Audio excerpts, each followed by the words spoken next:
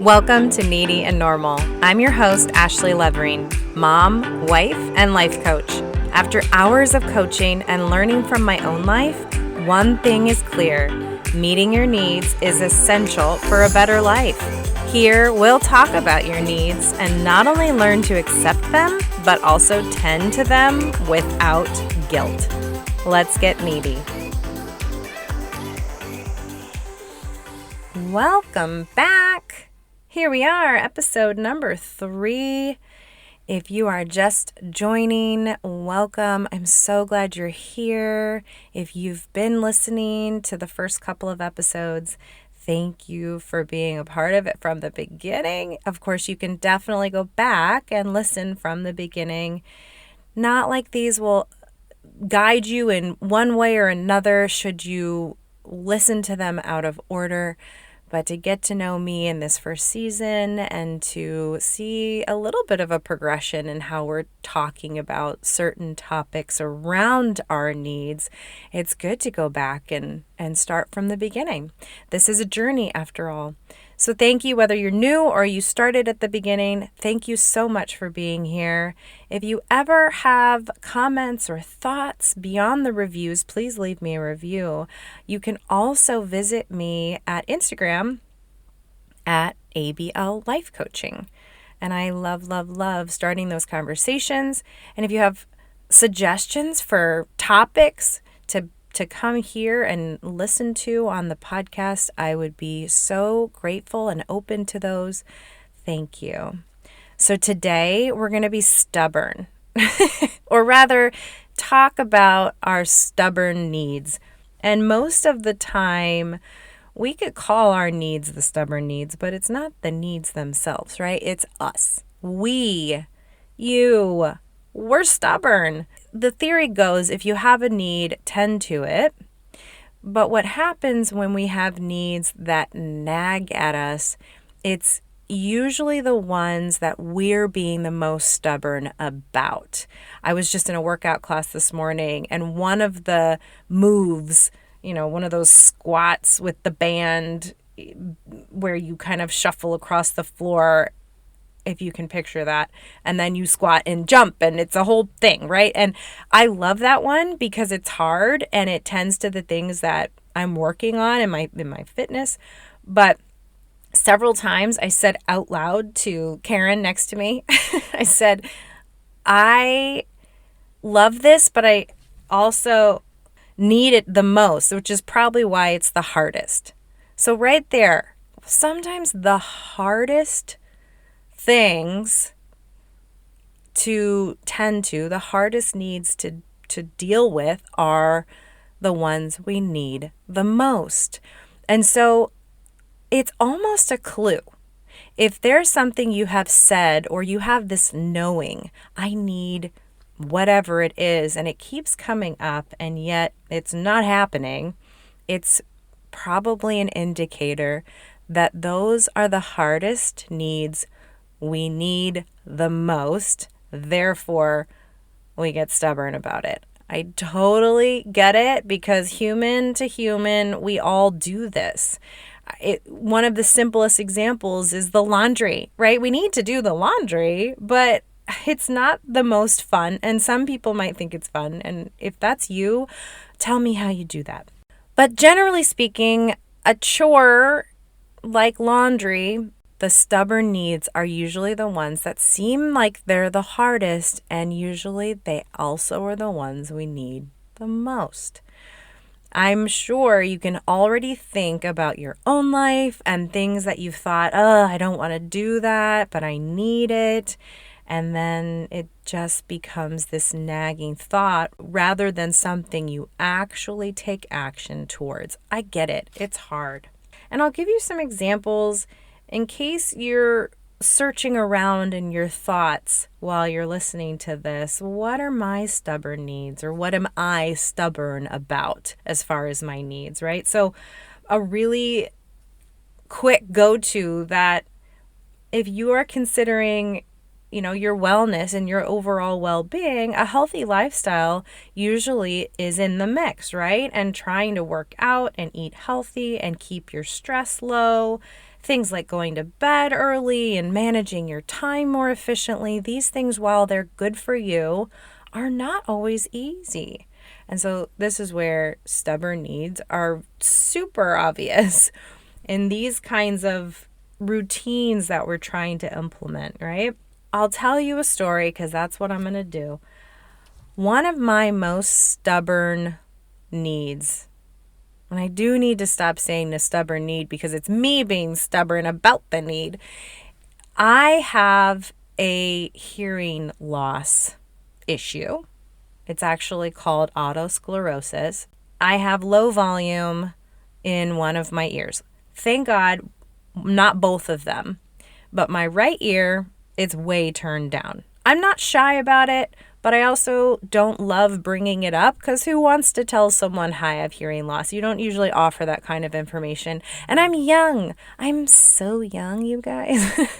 But I am. In the grand scheme of life, your late 30s is still technically pretty young. But I've gotten to a point where my hearing is just bad enough in my right ear that it would be so very helpful to have a hearing aid. It's a need. It's become a need. And it would be fantastic if I just took action and actually got the hearing aid. And every year, I'm not kidding you, I will say, yep, this is the year I'm going to get a hearing aid. And the reason I keep putting it off and being stubborn about it is my own stuff, right? It's the excuses I make are, well, I don't want it to be distracting. I don't always want to talk about it. My left ear hears perfectly, so why do I even need to worry about the right ear? I know that having both hearing ears would make things better. And I still will argue with myself. I've gotten past that it's not fair. Like, it is what it is. I'm not shy about it. It doesn't freak me out. But I've been so stubborn about just taking action towards getting the damn hearing aid. Like, just do it already. We do this in so many places in our lives. This is the one that just lingers on. And I'll tell you, in real time, hold me accountable. This will be the year that I do it. I don't need anything fancy. I just need something that helps me turn up the volume. My husband and I will watch something at night, and we have a sound bar, which is great, but I really need surround sound, so I get the hearing behind me and above me. I don't even hear in the right direction, so sometimes someone will call my name, and if they're calling me from the left side of my head, I might think they're on the right side. It's very bizarre. So I'm telling you this story not to feel bad that I have hearing loss. It is something that I need. Okay, so right now, granted the hearing aid situation is a bit unique, but right now go and think, what is one need, one nagging thought that keeps coming up for you? Maybe it's been years, maybe it's only been a week, but it feels important, it feels valid, it feels necessary, and maybe it's time to pay more attention to it and say to yourself, okay, this is normal to have needs. What's not normal is ignoring them, but we make it normal, right? Think about it. How often do we just get comfortable with the uncomfortable and push things aside? Going to bed early is one of those great mysteries when we say, well, I want to go to bed at 9 o'clock, but then I got distracted, or then I started doing something, or I couldn't sleep because I was thinking about things, and before I knew it, it's 10 o'clock and I'm still scrolling, right? It happens all the time.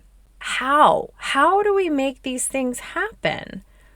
So if you can make a list of your most nagging needs, and you've been stubborn about those needs, bring your attention to those, because here's the truth about your most nagging needs.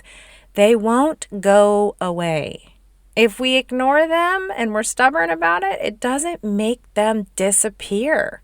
It is still going to be a normal, necessary, effective way to take care of yourself by saying, I see you need over there, and then making a plan, right, to do something about it. So let me go back to my hearing aid situation. I know I need it. It's not going to go away that I need it. So therefore, I'm going to sit down and make a plan. Who do I call? What do I need to learn about my insurance? What kind of hearing aid do I need? And actually make the appointments, actually go try them on, do the action that matches the need. Very often we will already know what we need to do, and we still have that argument with ourselves. So think about it. Think about a need that nags at you and you keep pushing aside, and maybe it's a lot easier to just do it and make a plan and hold yourself accountable to take care of it. Maybe it's easier than you think. We don't have to be uncomfortable and ignore what would make life better. Maybe we're most stubborn about recognizing when we need to use a boundary. And one of the best go-tos is saying no. And it's really hard to do that because, again, we're so much better at sitting in the uncomfortable, call it people pleasing in this case. We're so much better at that than honoring our own boundaries, therefore honoring our own needs. Okay, so maybe when you are writing these things down, one of the things on the list is saying no to an invitation to help out to do something, or an invitation to go out one night when you know you're working on going to sleep earlier. Or maybe it's saying no to yourself when you reach for the bag of potato chips instead of an apple, whatever you're working on. So if you can take something with you today, this one's short and sweet. Your most nagging need that you can be the most stubborn about, that feels like the hardest to do, is probably the one you need the most. And think of yourself on the other side of that. If and when you tend to that need, if it makes things better, isn't it worth it? And don't forget that the nagging needs, they don't go away. You can ignore them all you want. It'll still be there because your body and your intuition and your subconscious will always try and speak to you. Try and listen, try and tune in.